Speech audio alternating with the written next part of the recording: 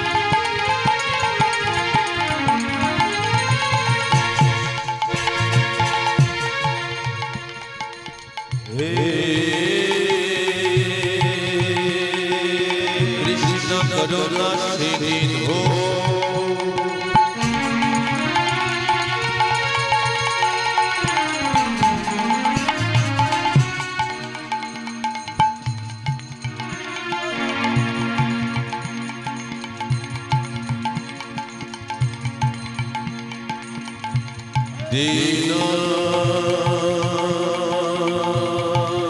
बंधु जगतपते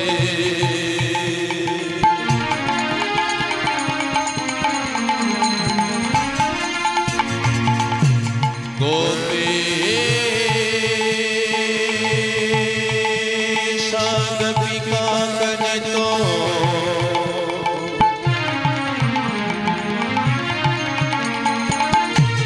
राधा कनितो नमोस्तुते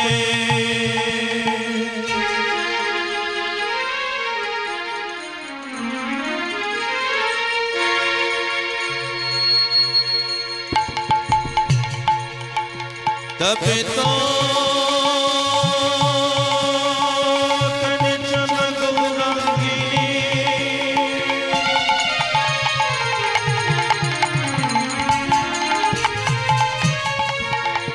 हे राधे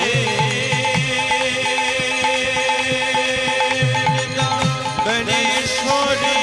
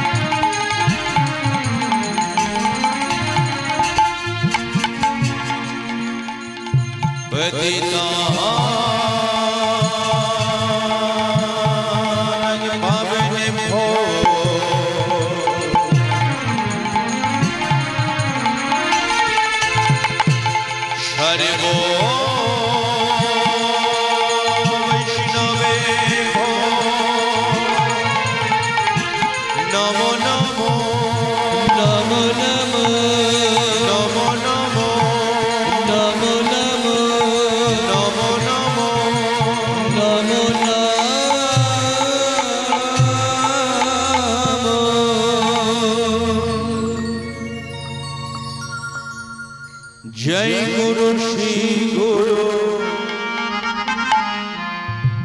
अमर जय गुरु जय गुरु श्री गुरु अमर गुरु जय गुरु श्री गुरु जय गुरु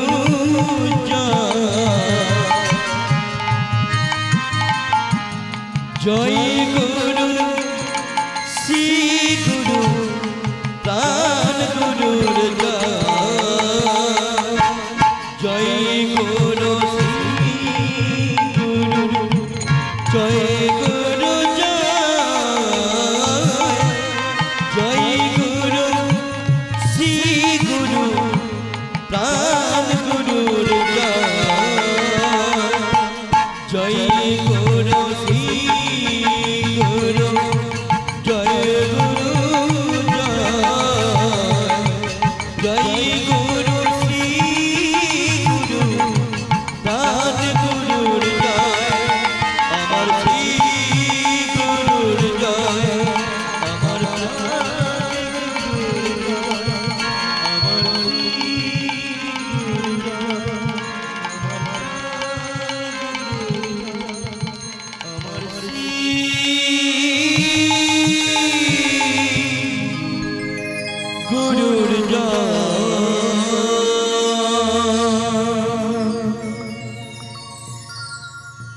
জয় মহাপ্রভু,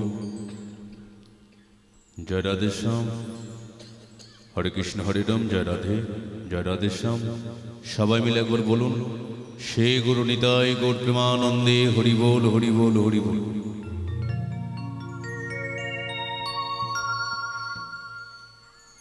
গৌরাঙ্গ মহাপ্রভু একটা ভবিষ্যৎবাণী করেছিলেন। তার ভবিষ্যৎবাণীটা ছিল এইরকমই, যে পৃথিবীতে যত আছে নগর আদি গ্রাম, দিকে দিকে প্রচার হবে আমার এই হরিনাম, এই মধুর কৃষ্ণ নাম। হয়তো আমি আজকে থাকবো না, কিন্তু আমার সমস্ত কিছুকে আমার ভক্তরা অবলম্বন করে তারা নাচতে নাচতে গাইতে গাইতে তারা হরিবাসরে ছুটি আসবে। আবার তারা 3টে ঘন্টায় আনন্দ করে কীর্তনটাকে শুনে নাচতে নাচতে গাইতে গাইতে যে যার বাড়ি চলে যাবে। তাই আজকে গৌরাঙ্গ মহাপ্রভু তার ভবিষ্যৎবাণী প্রতিটা কোনায় কোনায় ছড়িয়ে পড়েছে, আপনাদের গ্রামের মধ্যে হয়ে যাচ্ছে। ভগবানের কাছে প্রার্থনা করি,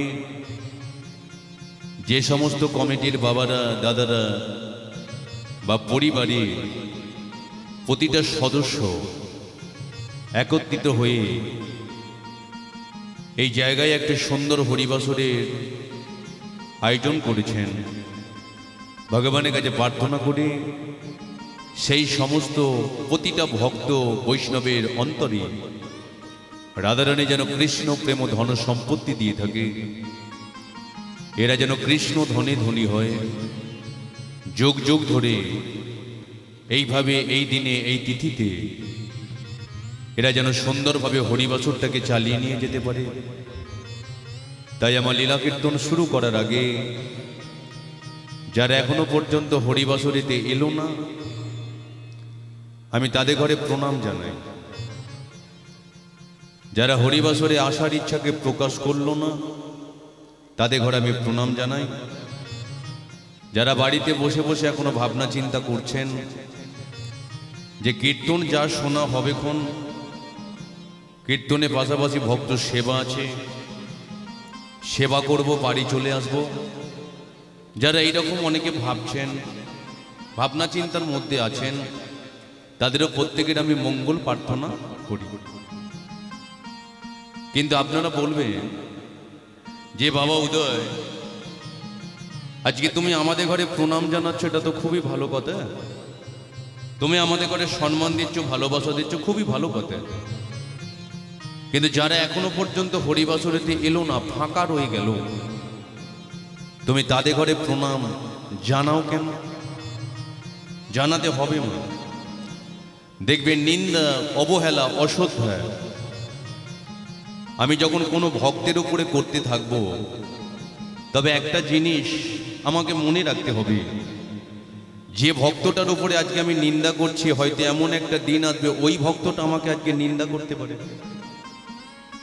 আজকে আমি যাকে অপমান করছি, কে বলতে পারে এমন একটা দিন আসবে ওই অপমানিত ব্যক্তিটা আমাকে হয়তো একদিন অপমানিত করতে পারে।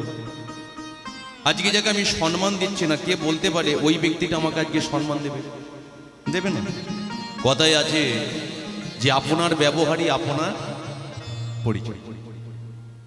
তাহলে আজকে বুঝে নিতে হবে যে মানুষ আজকে এমন আচার আচরণ ব্যবহার করবে, সেখান থেকে দেখে বুঝে নিতে হয় যে ওই ব্যক্তিটা কেমন হতে পারে। গ্রামের 5টা মানুষ, পাড়ার 5টা মানুষ তাকে কতটা শ্রদ্ধা করে। দেখবেন আপনি অনেক জায়গাতে যান, বাসে টামে টেনে, সেখানে লেখা থাকে আপনার ব্যবহারই আপনার পরিচয়।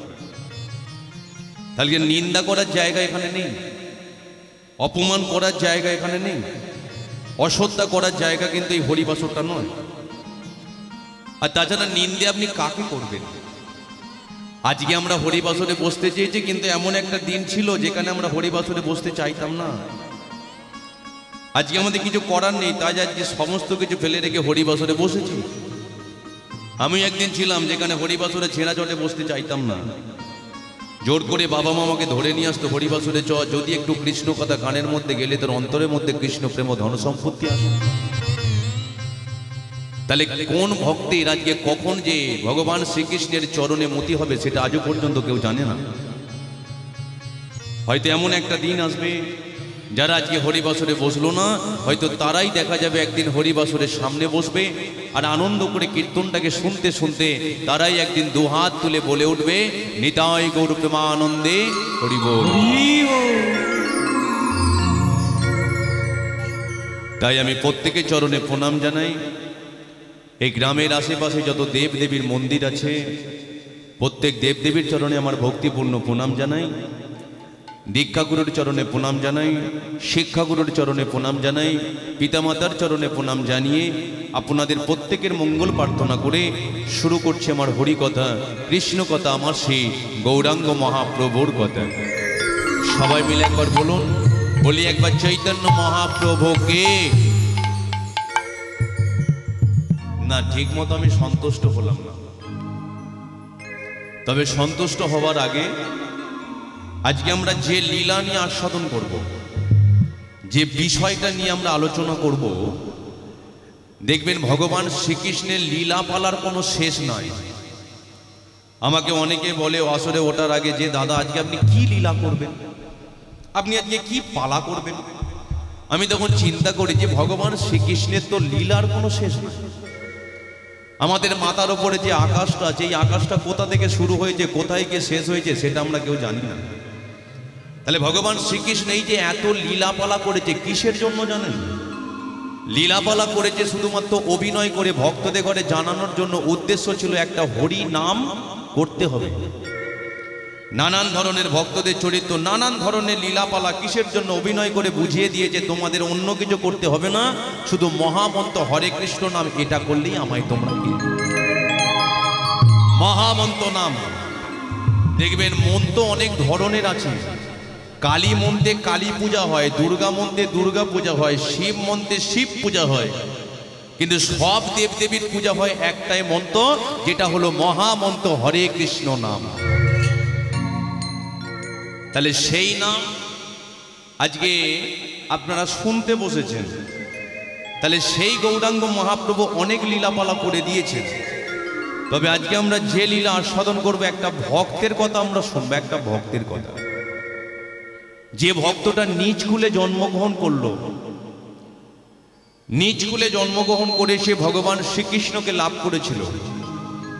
শুধু তাই নয়, বিষয়টা তাহলে একটু শুনে নিন, যে দেখবেন মানুষ যেমন আর একটা মানুষকে মারার জন্য কত ষড়যন্ত্র তৈরি করে, কত মিটিং মিছিল তৈরি করে যে একটা মানুষকে মারতে হবে। তাহলে কলিযুগে মানুষ যেমন আর একটা মানুষকে মারার জন্য ষড়যন্ত্র তৈরি করে, তদ্রূপ যিনি আমাদের ভগবান শ্রীকৃষ্ণ, ওই কৃষ্ণকে মারার জন্য কত ষড়যন্ত্র হয়েছিল, কত রতি মহারথীরা চলে এসেছিল। সত্যযুগে শ্রী বিষ্ণু নারায়ণ, তাকে মারার জন্য এসেছিল কারা? হিরণ্যকশিপুর, তাকে মেরে দিতে হবে। ত্রেতা যুগে রাম অবতারে চলে এলো, সেই রামকে মারার জন্য এসেছিল রাবণের বংশধরেরা। রাম আর রাবণের মধ্যে যুদ্ধ লেগে গেল। দাপরে ভগবান শ্রীকৃষ্ণ ওই কৃষ্ণকে মারার জন্য এসেছিল অনেকে, আপনারা জানেন। কংস, শিশুপাল, একটা মেয়ে এসেছিল কৃষ্ণকে মারবে বলে দাপর যুগে। সেই মেয়েটা একদিন এসে মা যশোদাকে বলে, হ্যাঁ রে যশোদা, তোর ছেলেটাকে কোলে করে ধরে নিয়ে তুই বসে আছিস, কি সুন্দর দেখতে হয়েছে তোর ছেলেটাকে, আমায় একটু দিবি, আমি একটু তাকে স্তনদুগ্ধ পান করাবো। কিন্তু ভগবান শ্রীকৃষ্ণ আগে থাকতে সবই জানে যে ও সাধারণ মেয়ে নয়, ও এসেছে ছলনা করে আমাকে স্তনদুগ্ধ পান করিয়ে মেরে ফেলবে। তাহলে সে মেয়েটা অন্য কেউ নয়, যিনি হলেন পুতনা রাক্ষসী।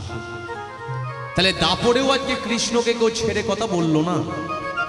কলিযুগে নদিয়ার চাঁদ নিমাই, সেই নিমাইকে মারার জন্য এসেছিল চপল গোপাল, জগাই মাধায়ের মতো দলেরা। নিমাই যখন শিবাসের আঙিনাতে যখন এই 5টা ভক্ত খোল করতাল নিয়ে কীর্তন শুরু করেছিল, ওই নিমাইকে মারার জন্য চপল গোপাল জগাই মাধায় চলে এলো অপমান করবে বলে। ছাগলের কাটা পাতা শিবাসের সদর দরজার মধ্যখানেতে ঝুলিয়ে দিল। প্রমাণ করবার চেষ্টা করেছিল নিমাই নাকি মদ খায়, প্রমাণ করবার চেষ্টা করেছিল নিমাই নাকি মাংস খায়। নিমাই আজকে দরজা বন্ধ করে 5টা মেয়েদের ঘরে নিয়ে আজকে ফুর্তি করে। কিন্তু বলুন, নিমাই যদি সেদিনকে এই কাজগুলো করতো, আজকে কি আপনারা হরিবাসরে বসে থাকতে পারতেন? নিমাই যদি সেদিনকে ওই কুকর্মগুলো করতো, আজকে কি পাড়ায় পাড়ায় গ্রামের মধ্যে হরিবাসরটা হতো? হতো না। তাহলে নিমাই কোনো সেদিনকে প্রতিবাদ করেনি। সেই দিনকে তিনি ভবিষ্যৎবাণী করে বলে দিয়েছিল, আজকে আমার হরিনামকে তোরা বন্ধ করার জন্য এত ছলনা করলি, আমাকে অপমান করার জন্য এত কাজকর্ম তোরা করলি। কিন্তু এমন একটা দিন আসবে দেখবি, যেদিনকে হরিনাম শোনার জন্য ভক্তরা পাগল হবে। এমন একটা দিন আসবে হরিনাম করার জন্য আজকে পাড়ায় পাড়ায় গ্রামের মধ্যে কত মিটিং মিছিল বসবে, আর সেটাই আজকে হয়ে যাচ্ছে। তাহলে আজকে 3 যুগে ভগবান, কলিযুগে তিনি গৌরাঙ্গ মহাপ্রভু ভক্ত হয়ে চলে এলো আর একটা ভক্তের কাছে। কিন্তু আপনারা বলবেন যে বাবা উদয়, তুমি গৌরাঙ্গ মহাপ্রভুকে ভক্ত কেন বলছো? দেখবেন কথায় আছে, মালিক কোনোদিন কর্মচারীর ব্যথা বোঝে না, কিন্তু যেদিনকে মালিক ওই কর্মচারীর কাজটা করে, সেদিনকে মালিক বোঝে কর্মচারীর কত কষ্ট হয়, কত যন্ত্রণা হতে পারে। তাই গৌরাঙ্গ মহাপ্রভু ভেবেছিল যে ভক্তের কাছে যদি যেতে হয়, আমাকে ভক্ত হয়েই যেতে হবে। তাই দেখুন, ভক্তরা যেমন ধুলোতে পড়ে গড়াগড়ি দিতে ভালোবাসে, আমার গৌরাঙ্গ মহাপ্রভু তিনিও নদিয়া নবদ্বীপের মাটিতে ভক্তদের চরণতলে ধুলোতে গড়াগড়ি দিয়েছে। ভক্তরা যেমন কণ্ঠের মধ্যে তুলসীর মালাকে ধরে রাখে, আমার গৌরাঙ্গ মহাপ্রভু তিনিও কণ্ঠের মধ্যে তুলসীর মালাকে ধরে রেখেছে। তাহলে আজকে আমরা আস্বাদন করব যে 3 যুগে ভগবান, দাপর যুগেও তিনি কৃষ্ণ ভগবান, সেই দাপর যুগে তিনি ভগবান লীলা শেষ করে কেমন করে কলিযুগে গৌরাঙ্গ মহাপ্রভু হয়ে চলে, সেটা আমরা জানব। তবে তার আগে একটা চিত্র আপনাদের ঘরে তুলে ধরি, যে দাপর যুগে ভগবান শ্রীকৃষ্ণ তিনি সমস্ত কিছু ফেলে রেখে একটা গাছের ডালেতে এসে বসেছিলেন, আর ওই চরণেতে তীর মারার জন্য নিচে একটা বাচ্চা ছেলে দাঁড়িয়েছে। তাহলে ছেলেটা কেমন বাবা, কেমন মা, যে এমন একটা ছেলের জন্ম দিল, মানুষকে মারার জন্য দাঁড়ালো না, কৃষ্ণের চরণে তীর মারার জন্য দাঁড়িয়ে রইল। ছেলেটার অন্য কেউ নয়, যে ছেলেটা ছিল একটা নিজ জাতির ছেলে, যে ছেলেটা ছিল একটা ব্যাদের ছেলে, নাম ছিল তার জরা ব্যাদ। আস্বাদন করব এই জরাকে, জরার জন্ম কিভাবে হয়েছিল, জরার বাবাকে, জরার মাকে। আরো 2টো প্রশ্ন আপনাদের ঘরে আমি তুলে দিই। বলুন তো, যে ভগবান শ্রীকৃষ্ণের আজকে কটা মা বলুন তো? কটা মা? 2টো মা। কিন্তু তার যে আরো একটা মা আছে সেটা আমরা জানি, সেটা আমরা লীলার মধ্যে জানব। ভগবান শ্রীকৃষ্ণের একটা দাদা ছিল যার নাম ছিল বলরাম, কিন্তু তার একটা ভাই আছে, সেটাকে লীলার মধ্যে জানবো। তাই আসুন আজকে আমরা আস্বাদন করব ভক্ত জরার জীবন মাধুর্য। তাই সবাই মিলে একবার বলুন, বলি একবার চৈতন্য মহাপ্রভুকে, রাধা মাধবকে, হৃদয় গৌর প্রেমানন্দে হরি বল, হরি বল, হরি বল। সর্বস্ব তোমারে চরণে সপিয়া, পড়েছি তোমারি দ্বারে, সর্বস্ব তোমারি চরণে সপিয়া, পড়েছি তোমারি দ্বারে, সর্বস্ব তোমারি চরণে সপিয়া, পড়েছি তোমারি দ্বারে, সর্বস্ব তোমারি চরণে সপিয়া, পড়েছি তোমারি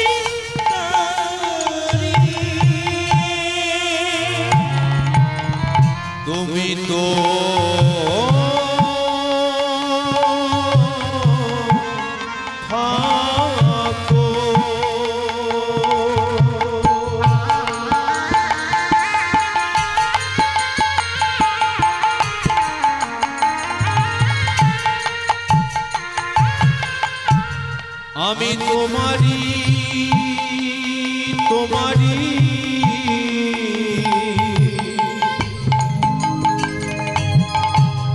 তোমারি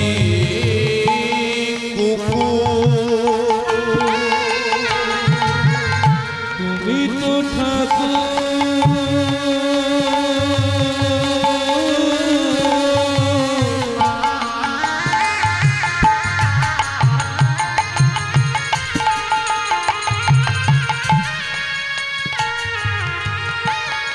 আমি তোমারি তোমারি তোমারি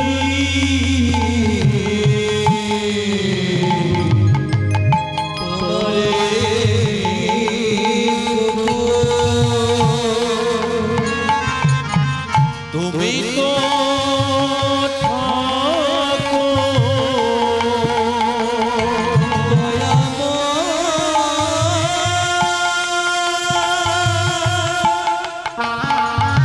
বিদায় গৌর হরি বল হরি বল হরি বল।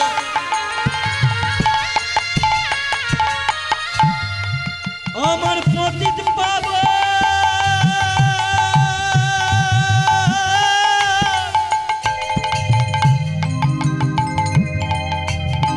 গৌর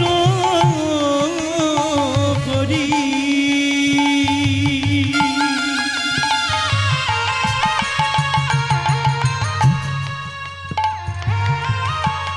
আমার ভাবের করা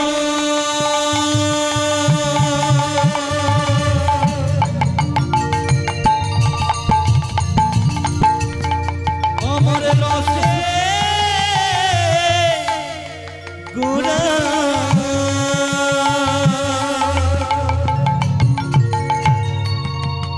আমার প্রেমে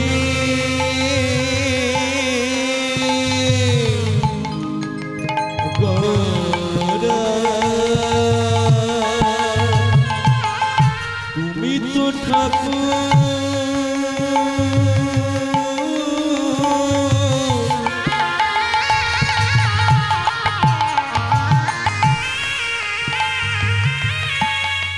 আমি তোমারি তোমারি তোমারি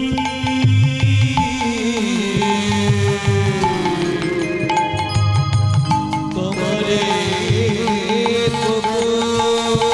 কি হয় জানো তো লোকে সর্বস্ব তোমারি চরণে গোপিয়া করেছি তোমারি তারে সর্বস্ব তোমারি চরণে ছপিয়া করেছি তোমারি তারে বলে এমন দয়া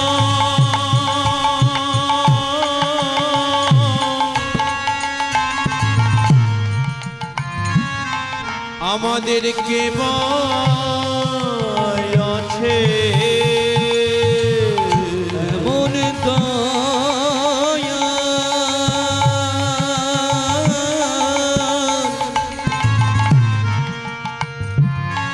আমাদের কেবা কেবা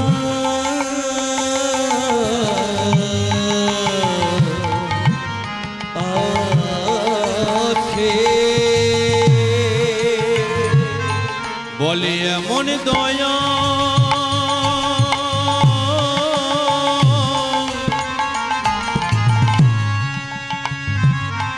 আমাদের কে আছে এমন দয়া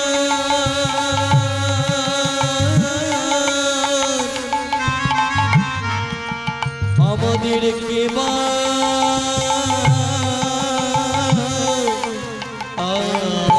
আছে যেতে সেধে নামি দিয়ে যা এমন দয়াল কেবা আছে যে জন মারি খেয়ে নামি দিয়ে যা এমন দয়াল কেবা আছে যে জন জপের মালা হাতে ধরে যে জন তুলসীর মালা কণ্ঠে পড়ে ওই না ভক্তগণ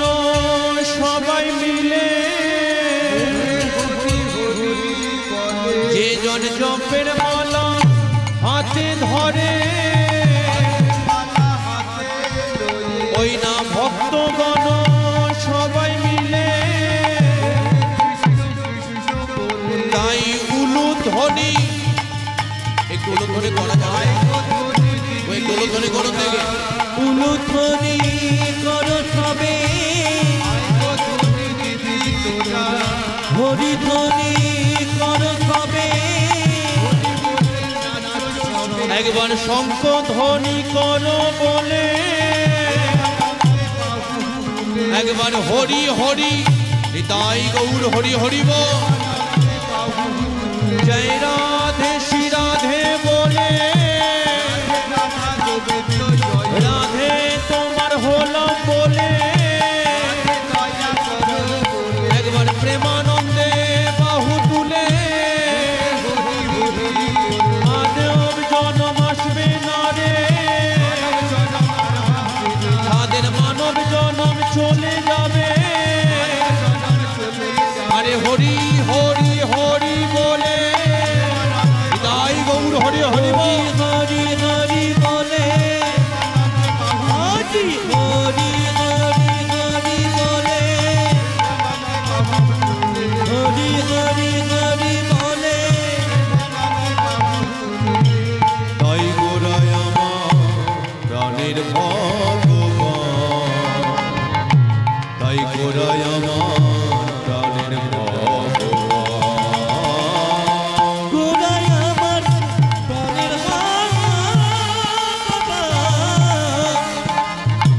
গোড়ায় আমার প্রাণের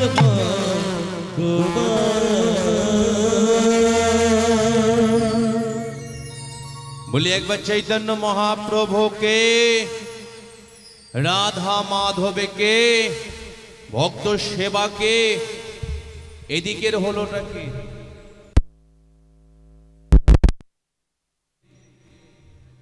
ঈশ্বর পরমা কৃষ্ণ সচিদানন্দ বিগ্রহ অনাদি আদি গোবিন্দ আমাদের সর্বকারণের কারণম যার নিত্য বাস ছিল সেই গোলক বৈকুণ্ঠ ধাম যেখানে কোনো জ্বালা ছিল না যন্ত্রণা ছিল না ব্যথা ছিল না বেদনা ছিল না যিনি আনন্দের সাগরে সর্বদাই ভেসে থাকতেন আজকে তিনি কিসের কারণে আমাদের এই নদিয়া নবদ্বীপের মাটিতে তিনি ধুলোতে গড়াগড়ি দিতে এলেন তিনি তো এলেন নদিয়া নবদ্বীপের মাটিতে ধুলোতে গড়াগড়ি দিতে কিন্তু গৌরাঙ্গ মহাপ্রভু তার ডিজাইনটা কেমন ছিল বলুন তো কোনোদিন আপনারা বাড়িতে চিত্রপটের মধ্যে কি লক্ষ্য করেছেন যে গৌরাঙ্গ মহাপ্রভুর শরীরে কোনোদিন জামা পরে আছে জামা নেই গৌরাঙ্গ মহাপ্রভু সামান্য একটা ধুতি পরে চলে এসেছে সামান্য একটা ধুতি এই জন্য তো বলে যে প্যান্ট শার্ট বুটের দ্বারায় যেমন একটা মহান ব্যক্তি হওয়া যায় তদ্রূপ সামান্য একটা ধুতি পরেও কিন্তু মহান ব্যক্তিত্বের পরিচয় পাওয়া যায় হরিব তার প্রমাণ কি অনেক প্রমাণ আছে যেমন দেখুন ছিল মানুষ হয়ে গেছে ঠাকুর রামকৃষ্ণ দেব সামান্য একটা ধুতি পরে মহান হয়েছে তারপরে অপরাধ মার্জনা করবেন আমাদের প্রধানমন্ত্রী নরেন্দ্র মোদী তিনি এক রাত্রির মধ্যে আমাদের টাকার পরিবর্তন করে দিয়েছে কি বাবা তাই তো অনেক রঙের টাকা বেরিয়ে গেছে কিন্তু বলুন তো টাকার মধ্যখানে যে ব্যক্তিটা বসে আছে তাকে কি কেউ সরাতে পেরেছে পারেনি তাহলে টাকার মধ্যখানে যে ব্যক্তিটা বসে আছে তাকে আমরা সবাই জানি সবাই চিনি যিনি হলেন ইন্দিরা গান্ধী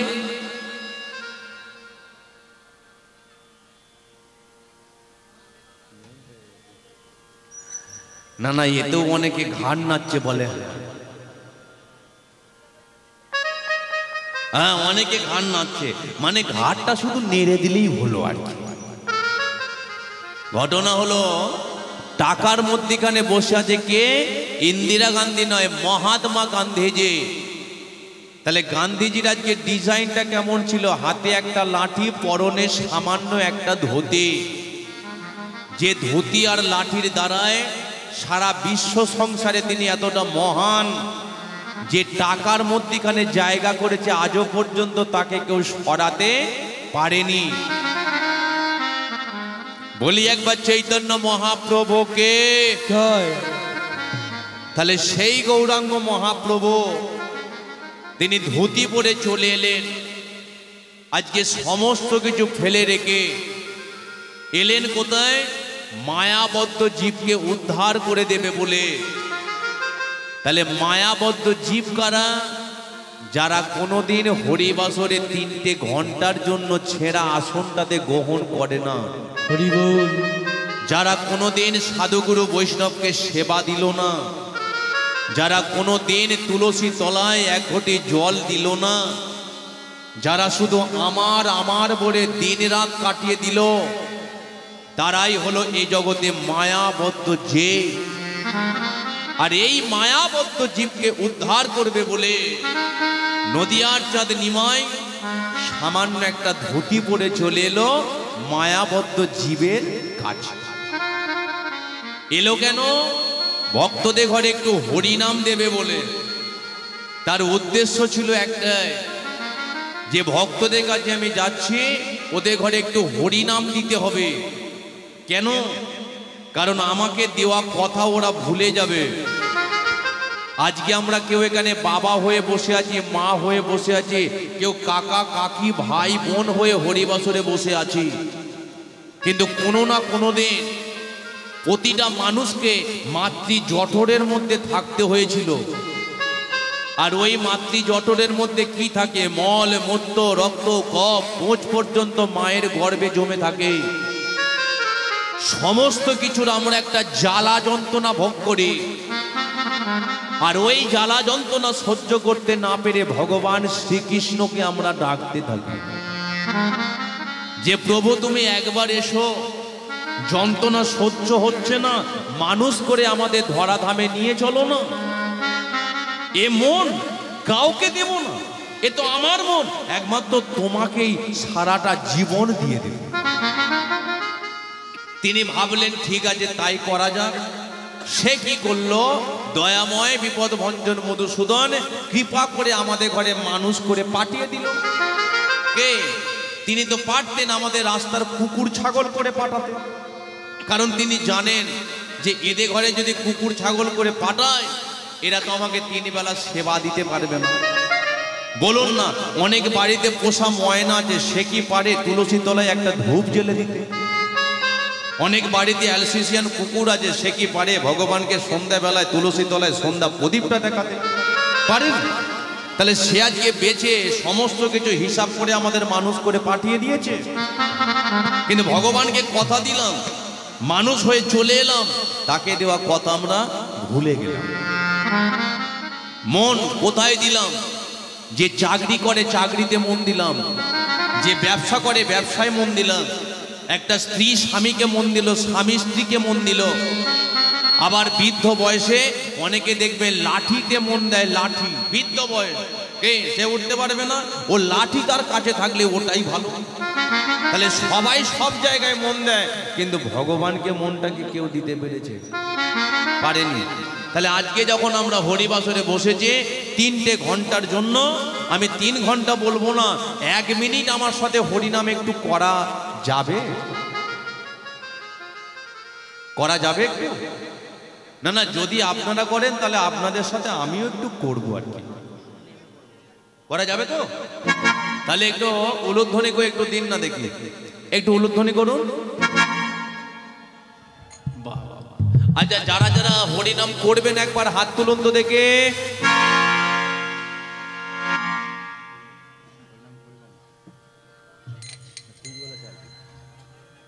তাহলে যারা যারা করবে না তারা হাত তোলা, যারা যারা করবে একবার তারা হাত তোলো।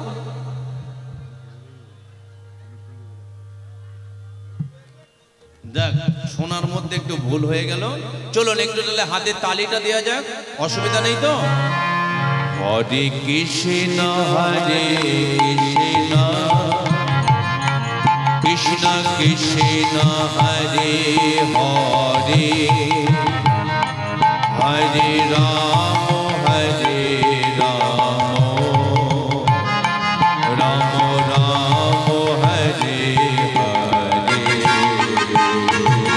হরে কৃষ্ণ হরে কৃষ্ণ কৃষ্ণ কৃষ্ণ হরে হরে হরে রাম হরে রাম রাম রাম হরে হরে।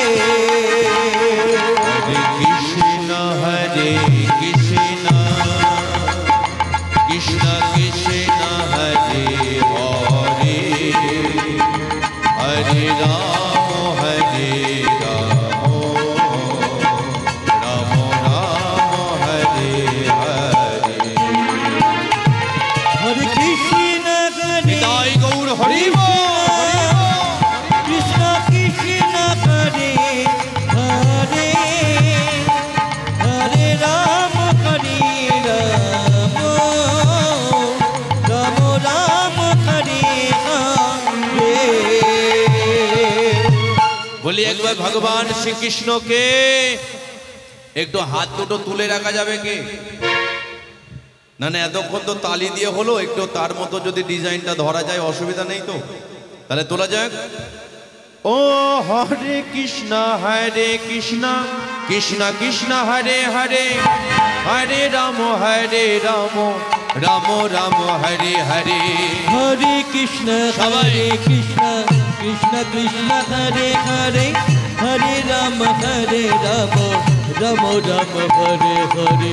হরে কৃষ্ণ কৃষ্ণ কৃষ্ণ হরে হরে হরে রাম রাম রাম রাম হরে হরে। হরে কৃষ্ণ কৃষ্ণ কৃষ্ণ কৃষ্ণ হরে হরে হরে রাম রাম রাম রাম হরে। বলো গৌর নিতাই গৌর নিতাই গৌর নিতাই জয় গৌর নিতাই জয় গৌর নিতাই গৌর নিতাই গৌর নিতাই জয় গৌর নিতাই। জয় রাধা মাধব রাধা মাধব রাধা মাধবে জয় রাধা মাধব জয় রাধা মাধব রাধা মাধব রাধা মাধব জয় রাধা মাধব।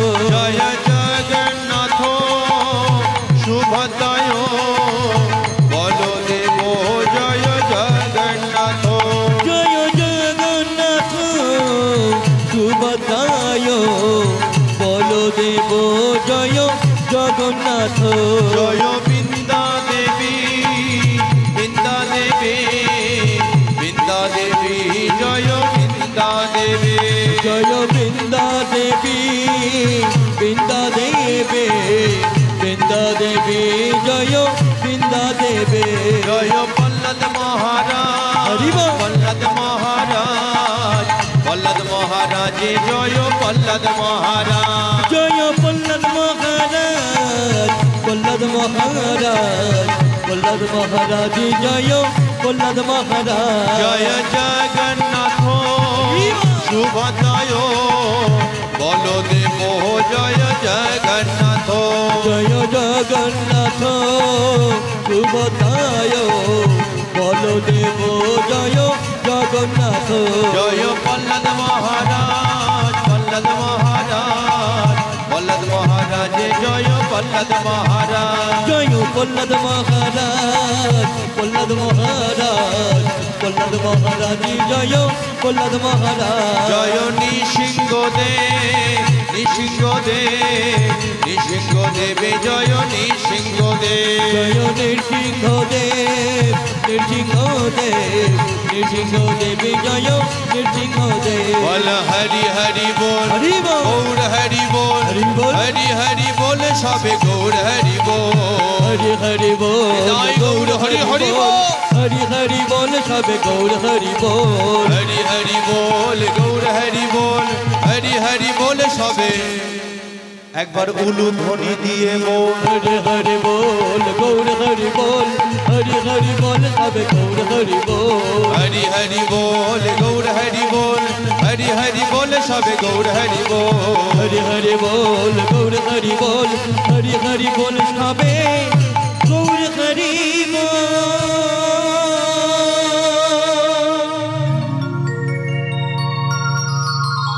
বলি একবার চৈতন্য মহাপ্রভুকে, রাধা মাধবকে, ভগবান শ্রীকৃষ্ণকে।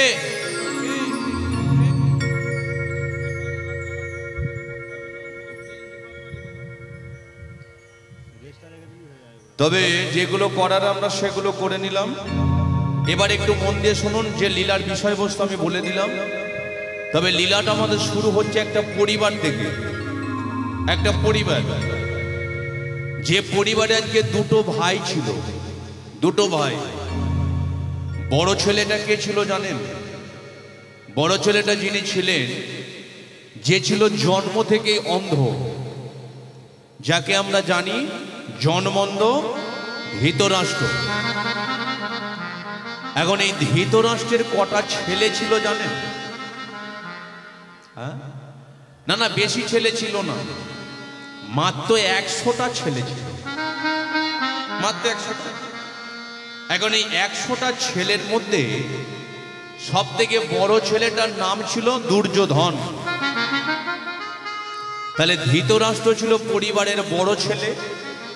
এখন ওই বড় ছেলে ধৃতরাষ্ট্রের 100টা ছেলে, তার মধ্যে বড় ছিল দুর্যোধন। কিন্তু ধৃতরাষ্ট্রের একটা ভাই ছিল, যার নাম ছিল পাণ্ডু। পাণ্ডুর কটা ছেলে ছিল? বেশি ছিল না, মাত্র 5টা ছেলে ছিল, যাকে আমরা পঞ্চ পাণ্ডব নামে জানি। যুধিষ্ঠির, ভীম, অর্জুন, নকুল, সহদেব। এখন দেখবেন প্রতিটা সংসারে ভাইয়ে ভাইয়ে জায়গা জমি নিয়ে মারপিট হয়। না না, আপনাদের এই মেদিনীপুর জেলার কথা বলছি না, আমাদের এই কলকাতার দিকের কথা বলছি। সব জায়গাতে হয়, এইখানেও হয়। ওরে বাবারে, না আমি তো জানি মেদিনীপুরে ওই জায়গা জমি নিয়ে মনে হয় মারপিট হয় না। যাক, তাহলে কোথাও বাদ নেই বলো। তাহলে এই যে জায়গা জমি নিয়ে মারপিট, মনে করুন কোনো বাবার আজকে 4টে ছেলে, বাবা অকালে চলে গেছে, ছেলেরা বুঝতে পারে, কিন্তু ছেলেরা দিকে চিন্তা করলো বাবা তো চলে গেল, বাবার তো সম্পত্তি অনেক আছে, তাহলে কতদিন আর এক সংসারে থাকবো, এবার আমাদের ভিন্ন হতে হবে। তার মানে হাঁড়ি আলাদা করতে হবে। তাহলে হাঁড়ি যদি আলাদা হয়, তাহলে জায়গা জমি যে যার বুঝে নিতে হবে। তাই আমিনকে ডেকে আনা হলো। এবার ওই আমিনকে ডেকে নিয়ে এসে যখন জায়গার মাঝখান থেকে ফিতে ফেলে, বড় ছেলে যখন বলে, ভাই রে, ছোটবেলা থেকে আমি খাটাখাটনি করছি, এই জায়গাটা আমি নেব, এখানে আমি বড় বিল্ডিং বানাবো। না না, এটা আমি নেব। না না, এই জায়গাটা আমি নেব, এটা আমি নেব। যখন ওই জায়গা নিয়ে ঝগড়াঝাটি, মারামারি, কেস কাচারি হয়ে যায়, শ্রী বিষ্ণু নারায়ণ লক্ষ্মীকে ডেকে বলে, দেখেছো লক্ষ্মী, ছেলেগুলোর অবস্থাটা একবার দেখেছো? কার জায়গা কে বিল্ডিং খাটায় বলো তো? আচ্ছা বলো লক্ষ্মী, এই যে 4টে ছেলে এখন জায়গা জমি নিয়ে মারপিট করছে, তাহলে এই 4টে ছেলেকে যদি এখন আমি টেনে তুলে নিই, তাহলে জায়গাটা কাদের হবে?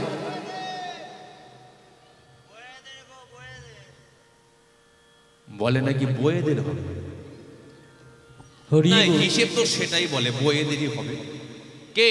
তাহলে এই যে জায়গা জমি নিয়ে মারপিট প্রথম কোথা থেকে শুরু হয়েছিল? যেমন দেখো, আজকে প্রতিটা জিনিসের যেমন শুরু আছে, তার শেষও আছে। এই যে হরিনামের কারখানা, এটা হলো একটা হরিনামের কারখানা। সেই কারখানার মধ্যে আমরা ঢুকে পড়েছি। তাহলে এই হরিনামের কারখানা প্রথমকে তৈরি করেছিল নদিয়ার চাঁদনী মাই, কোথায়? শিবাসের আঙিনা। তদ্রূপ আজকে এই যে জায়গা জমি নিয়ে মারপিট, এটা শুরু হয়েছিল কোথা থেকে? শুনতে দেখো, একদিকে ছিল 100টা ভাই, দুর্যোধন তার মধ্যে বড়। একদিকে ছিল 5 জন, যাকে আমরা পঞ্চ পাণ্ডব নামে জানি। যুধিষ্ঠির, ভীম, অর্জুন, নকুল, সহদেব। দুর্যোধন একদিন ঠিক করলো যে আমার বাবার বয়স তো অনেক বেড়ে যাচ্ছে, তাহলে কাকারও বয়স অনেক বেড়ে যাচ্ছে, তারা তো বেশি দিন আর বাঁচবে না। তাহলে বাপ কাকার যে সম্পত্তি আছে, নাম আমার দুর্যোধন, আমি যেটা বলি মানুষ সেটা করে। তাহলে একটা কাজ করি, আমার এই কাকার 5টা ছেলেদের ঘরে একদিন আমি ডেকে পাঠাবো আমার কাছে। বলবোটা কি না, এই জায়গা জমি তোমাদের ঘরে দেয়া হবে না, তোমরা আজকে ফেলে রেখে কোথাও চলে যাবে, আর যদি না দিতে চাই তার ব্যবস্থা আমি নেব। বাস, সিদ্ধান্ত করে নিল কে? দুর্যোধন। এখন এই দুর্যোধন কি করেছে? পঞ্চ পাণ্ডবকে ডেকে পাঠিয়েছে। হঠাৎ আজকে, আচ্ছা তোমাদের 5 জনকে বলছে একবার এদিকে এসো তো। তোমাদের 5 জনকে বলছে একবার এদিকে এসো না। না না, ঘাড় ঘুরিয়ে লাভ নেই, আমি এখানের কথা বলছি না। দুর্যোধন পঞ্চ পাণ্ডবকে ডেকেছে। এখন যুধিষ্ঠিরা, তারা তো 5 ভাই, তারা 5 ভাই এসে দুর্যোধনের সামনেতে দাঁড়িয়েছে। যুধিষ্ঠির নাম তারই হয়, যার নীতি স্থির, যার সততা স্থির, তার নাম দেয়া হয় যুধিষ্ঠির। যেমন দেখবেন আমাদের পাড়ার মধ্যে, গ্রামের মধ্যে অনেক ছেলের নাম যুধিষ্ঠির রাখে। কি রাখে? তো তাদের নীতিও স্থির নেই, তাদের সততাও স্থির নেই, তার নাম রেখেছে ভালোবেসে যুধিষ্ঠির। কিন্তু দুর্যোধন যখন ডেকে দিয়েছে, যুধিষ্ঠিরা তারা 5টা ভাই এসে দুর্যোধনের সামনে বলে, আমাদের ঘরে তুমি ডেকে পাঠিয়েছো কেন? দুর্যোধন বলে, শোনো একটা কথা বলি, এই যে বাপ কাকার যে সম্পত্তি দেখতে পাচ্ছ না, বলে হ্যাঁ, না এই সম্পত্তি থেকে এতটুকু মাটি কিন্তু আমি তোমাদের 5 ভাইকে দেব না। যুধিষ্ঠির চিন্তা করে বলে, দুর্যোধন এটা কি করে হয়? তোমার বাবার সম্পত্তির ভাগ তোমরা 100 জন পাবে, তাহলে আমাদের বাবার সম্পত্তির ভাগ তো আমরা 5 ভাই পাব, তাহলে তুমি আমাদের ঘরে দেবে না, সব তুমি ভোগ করবে? এটা তো আমি মেনে নিতে পারি না। দুর্যোধন বলে, এটাই তোমাদের মানতে হবে। তবে একটা কথা বলে দিচ্ছি, এই জায়গা জমি ফেলে রেখে তোমরা কোথাও চলে যাবে, আর যদি না যাও আমরা 100টা ভাই তোমাদের 5 ভাইকে কেটে নদীর জলেতে ভাসিয়ে দেব।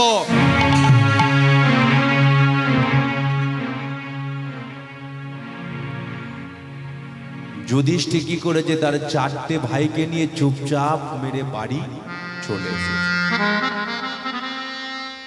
যুধিষ্ঠির একটা সিংহাসনে বসেছে।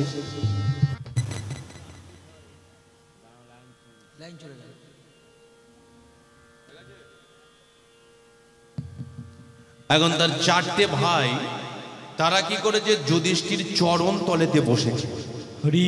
কিন্তু 4টে ভাইয়ের মধ্যে পণ্ডিতধারী তৃতীয় পাণ্ডব অর্জুন, অর্জুন আজকে হঠাৎ দেখতে পাচ্ছে যে তার, কি ব্যাপার দাদা, তুমি গালে হাত দিয়ে বসে আছো কেন? চিন্তা করছো নাকি? না না, একটা কথা বলে দিচ্ছি, যার চিন্তা সে করবে, তুমি চিন্তা করার কি? যার ভাবনা সে ভাববে, তুমি ভাববার কি? তবে একটা কথা বলো, শোনো, বলো কি হয়েছে? না আজকে কোনো সমস্যা এই যে হয়ে গেল না, এই সমস্যাটাকে সমাধান করতে হবে। অর্জুন বলে কিনা, কি করে সমস্যা সমাধান হবে? দুর্যোধন যখন বলে দিল আমাদের 5 ভাইকে কেটে নদীর জলে ভাসিয়ে দেবে, তাহলে তুমি একটাবার আমাদের ঘরে আদেশ করলে না কেন? ছোটবেলা থেকে তোমাকে আমরা বড় শ্রদ্ধা করি, সম্মান করি, ভালোবাসি, তোমার মুখের ওপরে কোনোদিন আমরা 4টে ভাই কোনো কথা বলি না। তাহলে দুর্যোধন যখন আদেশ করলো, তুমি যদি পিছনে একবার আদেশ করতে আমাদের 4 জনকে, আমরা 4 ভাই ওদের 100টা ভাইকে কেটে নদীর জলেতে ভাসিয়ে দিতাম। ভেবেছেটা কি দুর্যোধন?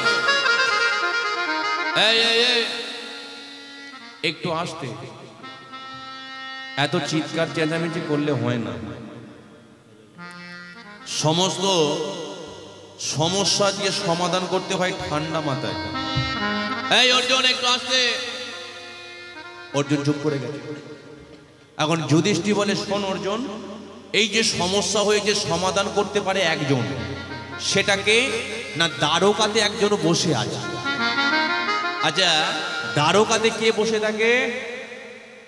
একমাত্র কৃষ্ণ। যুধিষ্ঠির বলে অর্জুন দ্বারকাতে চলে যা, কৃষ্ণ বসে আছে তার চরণ তলে বসে শুধু একটু চোখের জলেতে কাঁদবি, ও আর অন্য কিছু চায় না। ভক্তের কাছ থেকে ভগবান শ্রীকৃষ্ণ কি চায়? টাকা চায় না, গাড়ি চায় না, বাড়ি চায় না, বিষয় সম্পত্তি কিছু চায় না। যে ভক্তটা তার কাছে আসে ভগবান শ্রীকৃষ্ণ দূর থেকে লক্ষ্য করে ওই ভক্তটা কিভাবে সেজেছে আমি দেখবো না, কত দামি শাড়ি পরে আমার কাছে আসছে আমি ওটা দেখবো না, আমার জন্য কি রাজভোগ রাজমিষ্টি নিয়ে আসছে আমি ওটা দেখবো না। আমি শুধু একটা জিনিসই দেখবো, যে ভক্তটা আমার কাছে আসছে ওর অন্তরে কি ভক্তি আছে, ওর নয়নে কি দুফোঁটা জল আছে গো। ভক্তি যার ভগবান দেয়, ভক্তি নেই যার ভগবানও নেই তার। যে হাতির দাঁত নাই সেই হাতির কোনো দাম নাই, যে পাখির পাখা নাই সেই পাখির কোনো দাম নাই। আর এই কলিযুগে যে ভক্তের অন্তরে এতটুকু ভক্তি না, এই কলিযুগে সেই ভক্তের কোনো দাম নাই। বলি একবার চৈতন্য মহাপ্রভুকে। তাই যুধিষ্ঠির বলে উঠল অর্জুন চলে যা দ্বারকাতে, আর ওই কৃষ্ণের চরণ তলে বসে শুধু একটু চোখের জলেতে কাঁদবি, সমস্যা সমাধান করে দেবে। বলা মাত্র এদিকে অর্জুন কি করেছে? বড় দাদা যুধিষ্ঠির চরণে হাত রেখে প্রণাম করলো।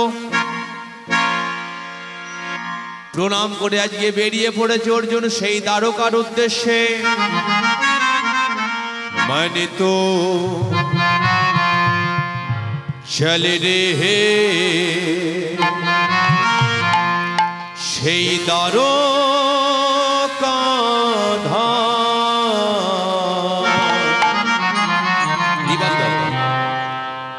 রাধে রাধে গান ও সে রাধে রাধে না, রাধে রাধে গান ও সে রাধে রাধে না, রাধে গান ও সে রাধে রাধে না, রাধে রাধে গান ও সে রাধে রাধে না।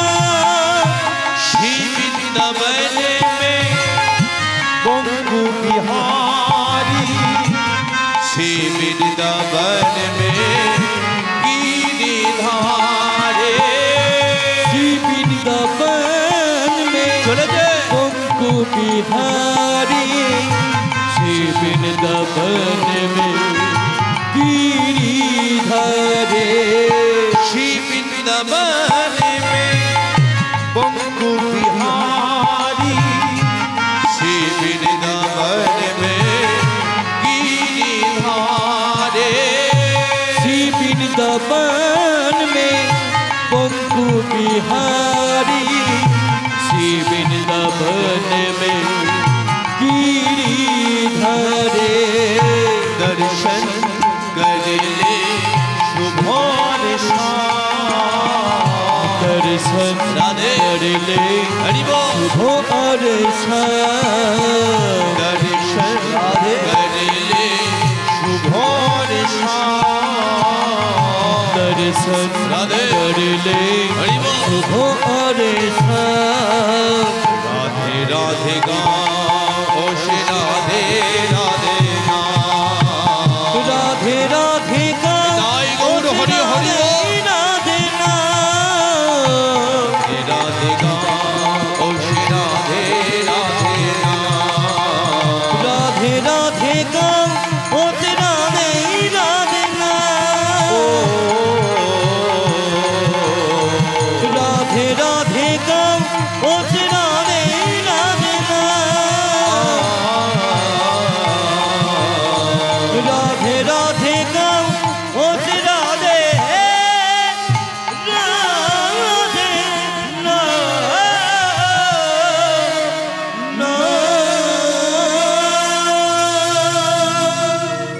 बोले एक बार भगवान श्री कृष्ण के। যেই অর্জুন দ্বারকাতে গিয়ে এখন কৃষ্ণের নামে জয়ধ্বনি করেছে, কৃষ্ণ কি করেছে, অর্জুনের কথা শুনতে পেয়ে দ্বারকার ভেতর থেকে বাইরে এসে দাঁড়িয়েছে। যেই বাইরে এসে দাঁড়িয়েছে, এখন অর্জুন কৃষ্ণকে দেখা মাত্রই তার চরণ দোকানে জড়িয়ে ধরে, সখা কি হবে বলো দয়াময়, রেখো গো চরণ তলে। সখা কি হবে উপায় বলো দয়াময়, রেখো গো চরণ তলে। সখা কি হবে উপায় বলো দয়াময়, রেখো গো চরণ তলে। সখা কি হবে উপায় বলো দয়াময়, রেখো গো চরণ তলে। কেহ নাহি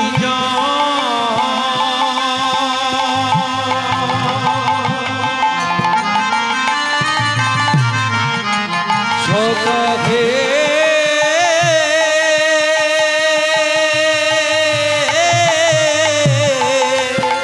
কেউ নেই সখা গো, সখা হে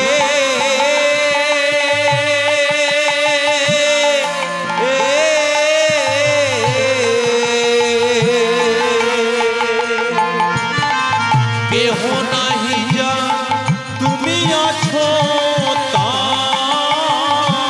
কেহ নাহি যা তুমি আছো তা। রেখো গো চরণ তলে, রেখো গো চরণ তলে। কেহ নাহি যা কেউ নেই, তুমি আছো তার, কেহ নাহি যা তুমি আছো তার, রেখো গো চরণ তলে, রেখো গো চরণ তলে। আমাদের চরণ ছাড়া করোনা হে, চরণ ছাড়া করোনা হে, আমাদের চরণ ছাড়া করোনা হে। চরণ ছাড়া করোনা হে। আমরা ওই চরণ সবই দিয়েছে, চরণ ছাড়া করোনা হে। আমরা ওই চরণ সবই দিয়েছে। চরণ ছাড়া করোনা হে। রেখো গো চরণ তলে। সখা কি হবে উপায় বলো দয়াময়, রেখো গো চরণ তলে। সখা কি হবে উপায় বলো দয়াময়, রেখো গো চরণ তলে। কি ব্যাপার, তুমি বসে বসে কাঁদছো কেন? না না, কি হয়েছে আমাকে বলো না, আমি তো এখানে দাঁড়িয়ে আছি, বলো কি হয়েছে। এখন অর্জুন বলে সখা আমাদের বড় বিপদ, সেই জন্য আমি বসে বসে কাঁদছি। কৃষ্ণ বলে অর্জুন তোমার বিপদটা কি হয়েছে? না মনে হয় আমরা এই মুহূর্তে 5 ভাই না মরে যাব। কৃষ্ণ বলে অর্জুন তুমি কি পাগল হয়ে গেছো? বলে কেন? আরে তুমি যদি মরে যাও আমার বোনের কথাটা কি হবে? আরে তুমি যদি মরে যাও আমার বোনটা তো বিধবা হয়ে যাবে। তার মানে ভগবান শ্রীকৃষ্ণের একটা বোন ছিল যার নাম ছিল সুভদ্রা। ওই সুভদ্রার সাথে বিয়ে হয়েছিল কার? তৃতীয় পাণ্ডব অর্জুনের। সেই জন্য অর্জুন হলো কৃষ্ণের সম্পর্কে ভগ্নিপতি। এখন যেই অর্জুন বলে যে সখা আমরা তো 5 ভাই এই মুহূর্তে মরে যাব, কৃষ্ণ চিন্তা করলো অর্জুন যদি মরে যায় আমার বোনটা সে তো বিধবা হয়ে যাবে, হাতে শাঁখা চলে যাবে, মাথা সিঁদুর চলে যাবে, মার্কেটে সে আর মুখ দেখাতে পারবে? এই শোনো একটা কথা বলি, কি হয়েছে আমাকে বলো তো। অর্জুন বলে সখা দুর্যোধন বলে দিয়েছে যে বাপ কাকার সম্পত্তি আমাদের ঘরে দেবে না, ওরা সব ভোগ করবে। আর যদি আমরা এই জায়গা জমি না ছেড়ে কোথাও চলে যাই তাহলে ওরা 100টা ভাই আমাদের 5 ভাইকে মেরে কেটে নদীর জলেতে ভাসিয়ে দেবে। কৃষ্ণ বলে আমায় কি করতে হবে? অর্জুন বলে সখা একটা কথা বলবো? বলে হ্যাঁ বলো। না অন্য কিছু করতে হবে না, শুধু একটা কাজ তুমি করো, আমাদের যখন ভাইয়ে ভাইয়ে জায়গা জমি নিয়ে মারপিট হবে তুমি আমাদের পক্ষে থাকবে, এটা আমায় কথা দাও। কৃষ্ণ বলে অর্জুন সম্পর্কে তুমি আমার ভগ্নিপতি, তাহলে আমি তোমার সাথে থাকবো না তো কার সাথে থাকবো? আমি তোমার সাথে থাকলে আমার তো লাভ হবে কেন? একদিকে তুমি বাঁচবে আর অন্যদিকে আমার বোনটা সে বিধবা হতে পারবে। তাহলে শোনো একটা কথা বলি, আমি কথা দিচ্ছি তোমাদের পক্ষ হয়ে থাকবো। কিন্তু অর্জুন সে চিন্তা করলো কৃষ্ণ হলো চতুরের শিরোমণি, কৃষ্ণের মতো বড় চালাক এ জগতে আর কেউ নেই। মানুষ ভাবে আমি বড় চালাক, কিন্তু কৃষ্ণ যে কত বড় চালাক ব্যক্তি একমাত্র আমি জানি। কেন? একমাত্র আমি কৃষ্ণের সাথে 24টা ঘন্টা রাত কাটিয়েছি, দিন কাটিয়ে দিয়েছি। কেন না ওই মহাভারতের পাতাটা খুলে রথটার দিকে তাকালেই আমরা বুঝতে পারি সামনে দাঁড়িয়ে আছে মুরলীধারী ভগবান শ্রীকৃষ্ণ আর পিছনে দাঁড়িয়ে আছে পণ্ডিতধারী তৃতীয় পাণ্ডব অর্জুন। কৃষ্ণ যেখানে বেড়াতে যেত অর্জুনকে সাথে নিত, তিনি যা সেবা করতেন তাই সেবা করাতেন, যেখানে শয়ন করতেন সেখানেই শয়ন করাতেন। তাই অর্জুন আজকে জানে যে কৃষ্ণ কত বড় চালাক। তাই আজকে অর্জুন বলে উঠল যে সখা গো, আমার তোমার কথায় বিশ্বাস হচ্ছে না, তাহলে আমায় কি করতে হবে বলো? বলে আমার মাথায় হাত দিয়ে তুমি 3 বার প্রতিজ্ঞা করো। 3 বার প্রতিজ্ঞা। একটা কথা আপনাদের ঘরে আমি বলে যাই, দেখবেন সবাই প্রতিজ্ঞা করে, রাগের বশে অনেকে অনেক কিছু প্রতিজ্ঞা করে ফেলে। কিন্তু একটা কথা মাথায় রাখতে হবে যে রাগের বশে সেই মুহূর্তে ব্যক্তিটাকে তোমার সহ্য হচ্ছে না, তুমি আজকে রাগের বশে উল্টো পাল্টা কথা তুমি বলে দিলে, কিন্তু দেখা গেল যে 2 দিন পরে সমস্যার সমাধান হয়ে যাবে। মুখের কথা যেটা বের করেছিলে সে কথাকে তুমি ফিরিয়ে নিতে পারবে? পারবে না। তাহলে মুখের কথা একবার বেরিয়ে গেলে সে কথা যেমন ফেরানো যায় না, চোখের জল একবার বেরিয়ে গেলে সে জল কোনোদিন চোখেতে আর ফেরে না। বলি একবার চৈতন্য মহাপ্রভুকে জয়। তাই আজকে অর্জুন বলে সখা তুমি আমার মাথায় হাত দিয়ে 3 বার প্রতিজ্ঞা করো। এবার কৃষ্ণ কি করেছে, অর্জুনের মাথায় হাত রেখে বলে তোমাদের যখন ভাইয়ে ভাইয়ে জায়গা জমি নিয়ে মারপিট হবে আমি তোমাদের পক্ষ হয়ে থাকবো থাকবো।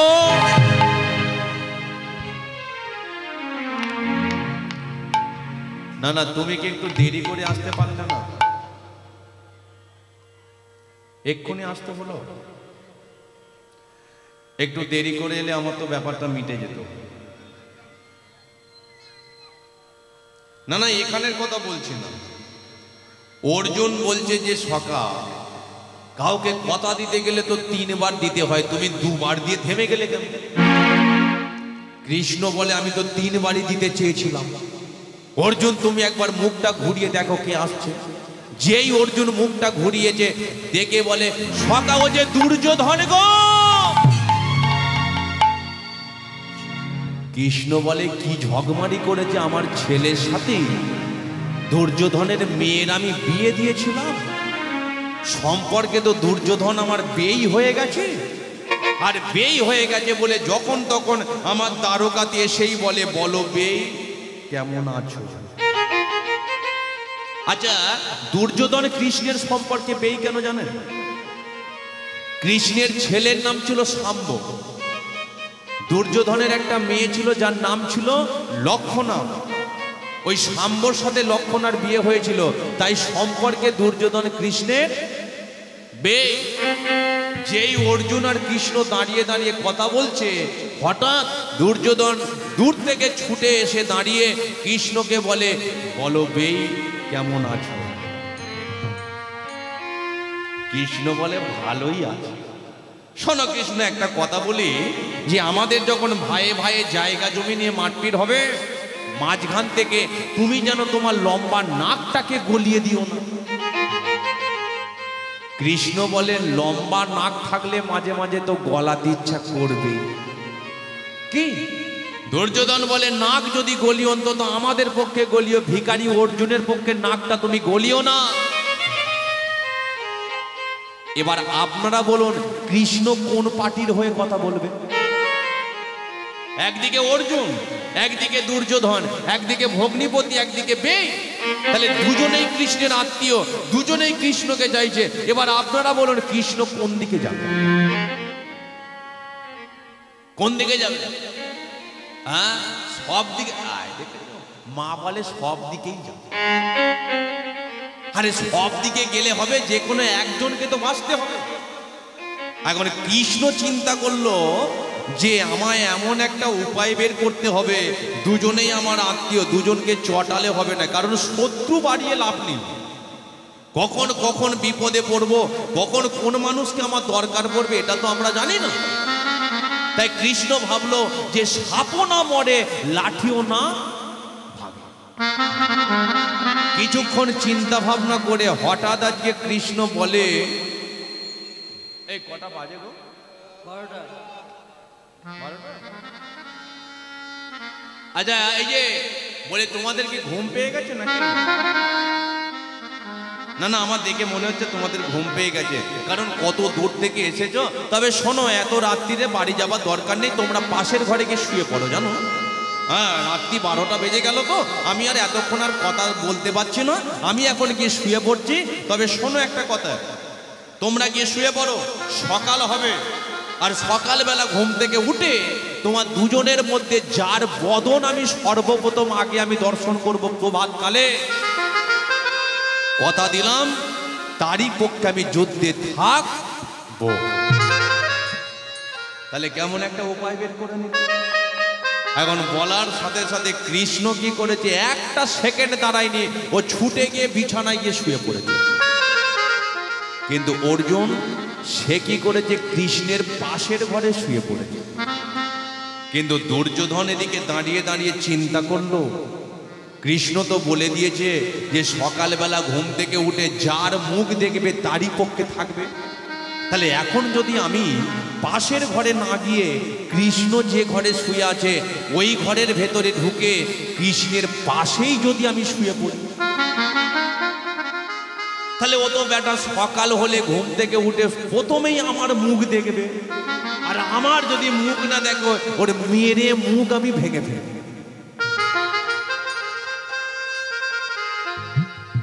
দেখেছেন দুর্যোধনের কাণ্ডজ্ঞানটা দেখেছেন? যে কৃষ্ণ একটা টুসকি মারলে পৃথিবী উলট পালট করে দিতে পারে, দুর্যোধন বলে তার মেরে মুখ ভেঙে ফেলবে। কত বড় সাহস, কত বড় বীর! দুর্যোধন কি করেছে, এই সিদ্ধান্ত নিয়ে কৃষ্ণের ঘরের ভেতরে ঢুকে পড়েছে। এখন ঘরের ভেতরে ঢুকে পড়ে দেখতে পাচ্ছে কৃষ্ণ শুয়ে আছে, চারিদিকটা তাকিয়ে তাকিয়ে দেখছে দুর্যোধন।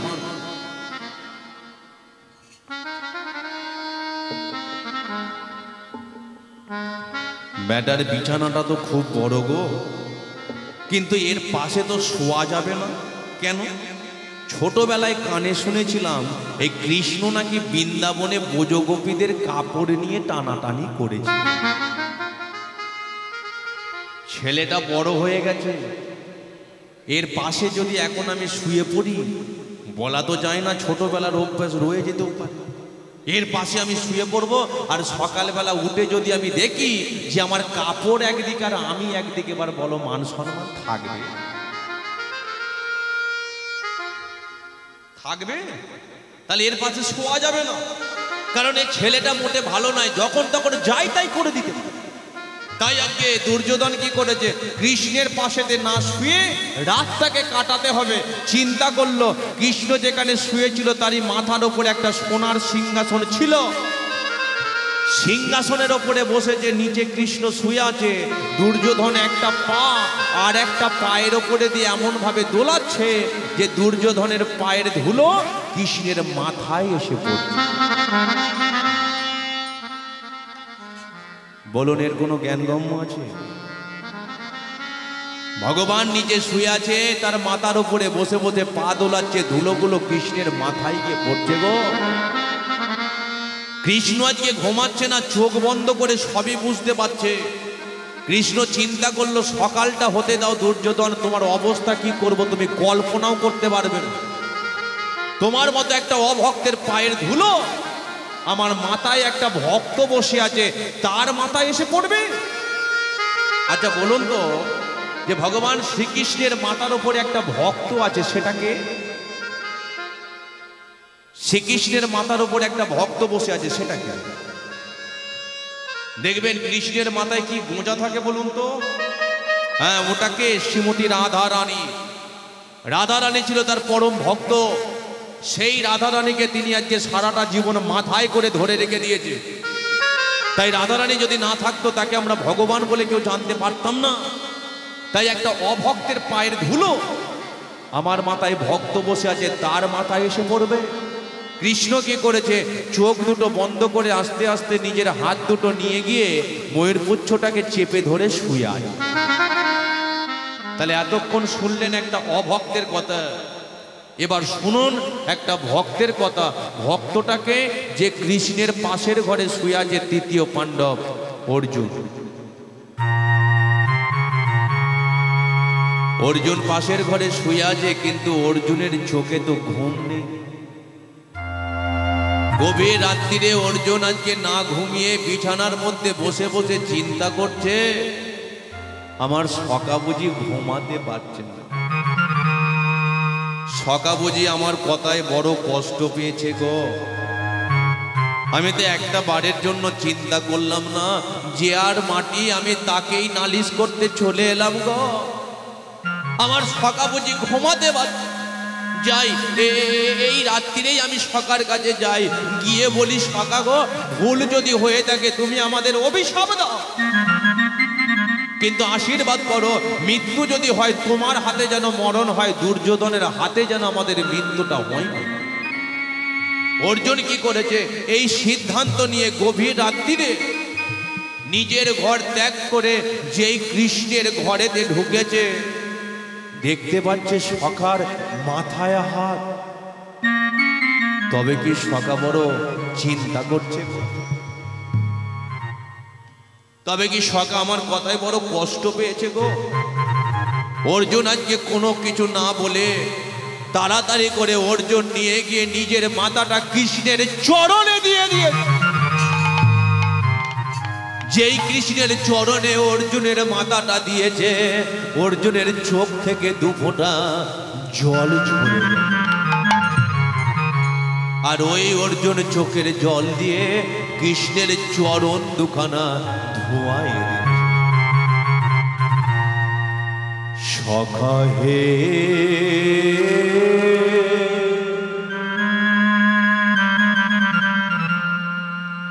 কত জনম কত সাধনার ফলে